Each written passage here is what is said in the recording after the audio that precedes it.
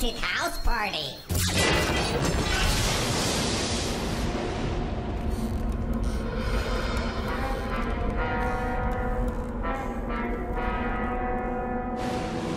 Good evening and welcome to the haunted house party, where tonight we have an especially dead mystery guest. As always, it will be up to you to appraise the clues and hypothesize just who our mystery guest is. And as she approaches, I implore you to do your work quickly, as we here at the haunted house have a rather strict deadline. Good evening, my fellow travelers.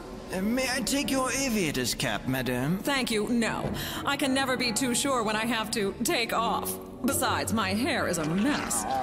Excuse me, but I didn't see your car outside. That's because I didn't drive here. I flew. In a plane? No, on a broom. Of course, in a plane. Sorry, I've just never met a female pilot.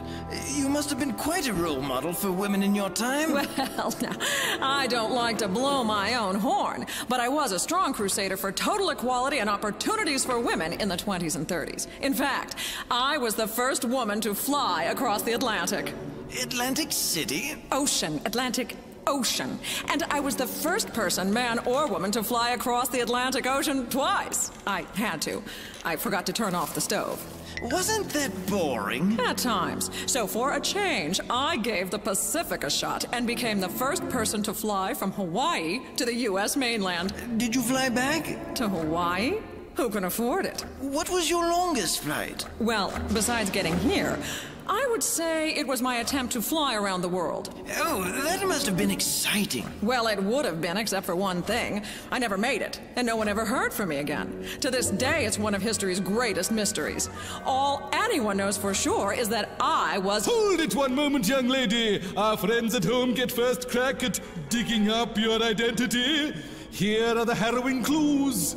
She was a pilot, the first woman to fly across the Atlantic Ocean and Hawaii to the U.S. She was an advocate for women's rights and was also the first person to fly across the Atlantic twice. Unfortunately, she was lost when attempting a round-the-world flight. The mysterious mystery guest is— Amelia Earhart, history's first great female pilot. And I could have been a great pilot too, if it weren't for the fact that I'm afraid to fly. Tune in again next time when you're all invited to the haunted house party.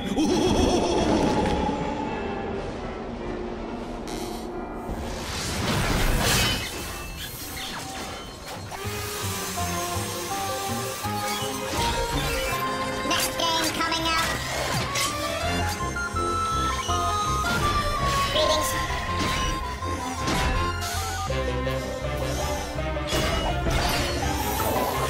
Game time. Captain Bones.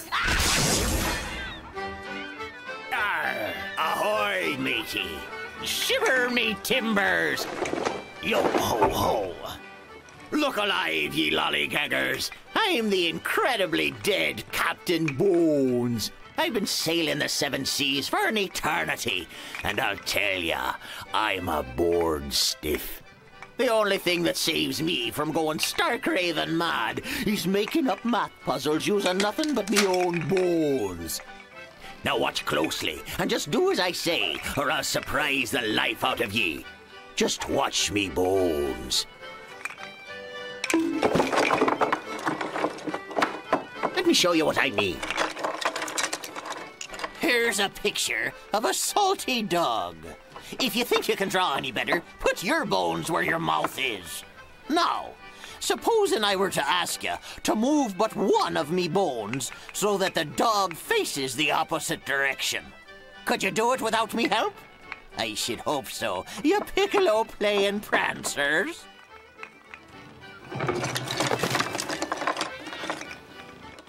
There she blows! You see? There weren't nothing to it. Here 'tis again, 'cause you probably missed it the first time.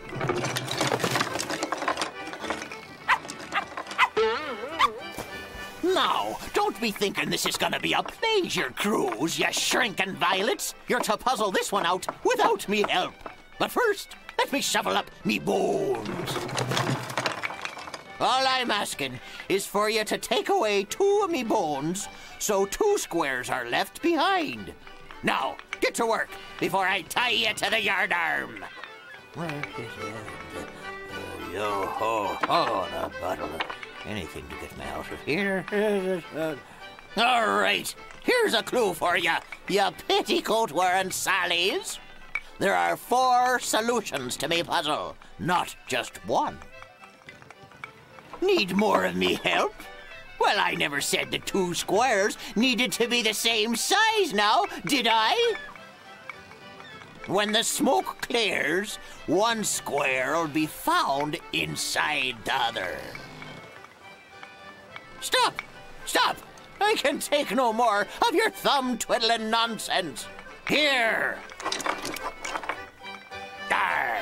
The answer was staring you right in the face, you patty cake playing owners of wee small chihuahuas. Let me show you again. Maybe next time I'll ask you to do something easier, like tie your shoes. After all, I wouldn't want to hurt your feelings, little Miss Sensitive. Arr!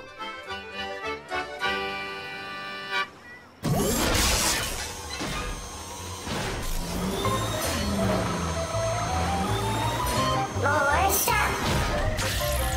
Work, work, work. Game time in 10 seconds.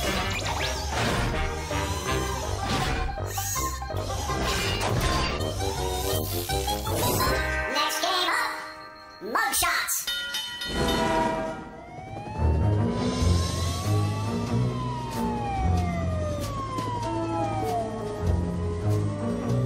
My name's Verity. I bust bad guys. You want to help? Come on in. We got 4 suspects pinned down. 3 of them are guilty. Listen to their stories and spot the mistakes. The ones that lie did the crime. Today we're interviewing the Peoria Petunia semi-pro baseball team. Seems 3 of them stole some nickels from the bat boy yesterday. Remember, only one of these mugs is telling the truth. The other 3 are lying. First to bat, Beanball Baloo. I was home all day yesterday, reading a book about the first Russians to land on the moon. What do you think? Have the Russians landed on the moon? Let's move on to the pitcher, Spitter Sykes. I'm innocent, I swear it. I was serving some Great Lakes saltwater taffy to some friends.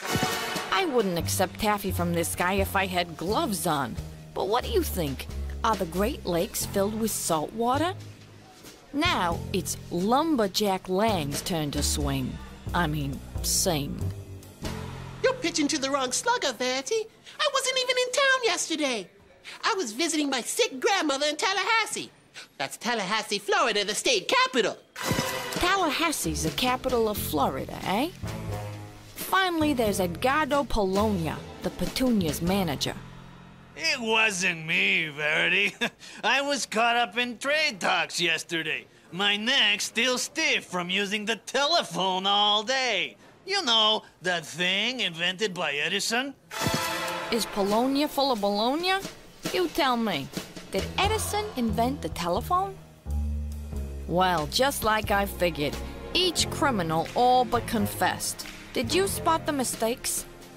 I was reading about the first Russians to land on the moon. I hope they've got better books in prison, 'cause that's where Baloo's heading. No Russians have been to the moon.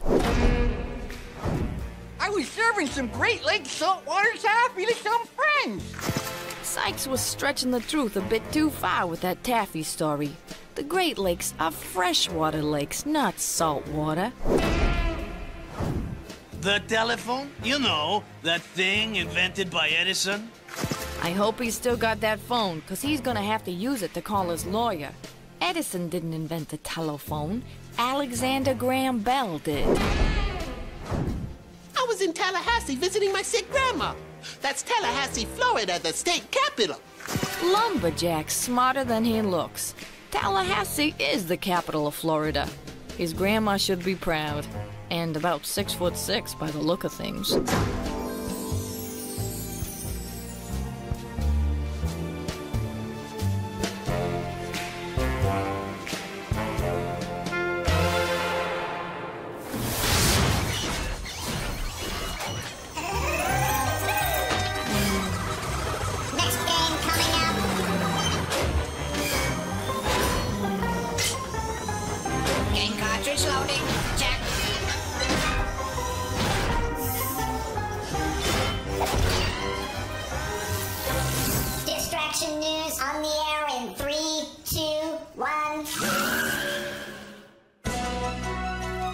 And now, Distraction News with your anchor person, Dora Smarmy. Good evening. I'm Doris Marmy, and welcome to Distraction News, where we give you the news and then ask you 5 questions about what we've just reported. So make sure you're not distracted. Now, for our top story today, submarines. A submarine is a ship that travels underwater. They are tube-shaped so that they can move swiftly through the water. Early subs had to surface every few hours to get air for the crew and for the engines. Modern subs can produce air by using electricity to get oxygen from seawater. When the crew wants to make the submarine dive, the ballast tanks at the rear and the front are flooded with seawater, giving the sub weight and allowing it to sink. Then, the diving fins are tilted down. To resurface quickly, the tanks are flushed out with compressed air. To climb slowly, the diving fins are tilted upwards and the sub glides towards the surface. Submarines have a very strong shell to keep from being crushed by underwater pressure. The hull is often made of steel or titanium. Some U.S. subs will patrol for 60 days at a time, sometimes never even surfacing.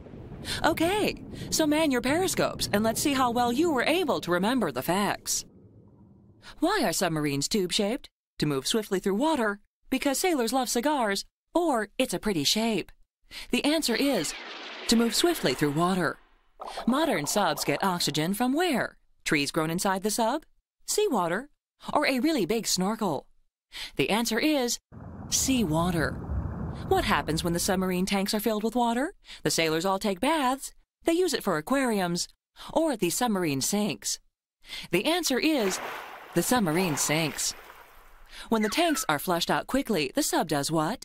Explodes, makes a gassy sound like your Uncle Charlie, or resurfaces quickly. The correct answer is resurfaces quickly. And finally, why do submarines have a strong shell? To keep fish out? To protect its soft, chewy center? Or to keep it from being crushed by the water pressure? The answer is to keep it from being crushed by the water pressure. Well, that story was quite deep, didn't you think? And there was simply oceans of information. Okay, not oceans, but a lot. Enough to fill a ballast tank. Anyway, I guess that's all the time we have for today, but remember, don't ever let anything distract you from watching Distraction News. So long. This has been Distraction News with your favorite cardboard cutout anchor person, Dora Smarmy.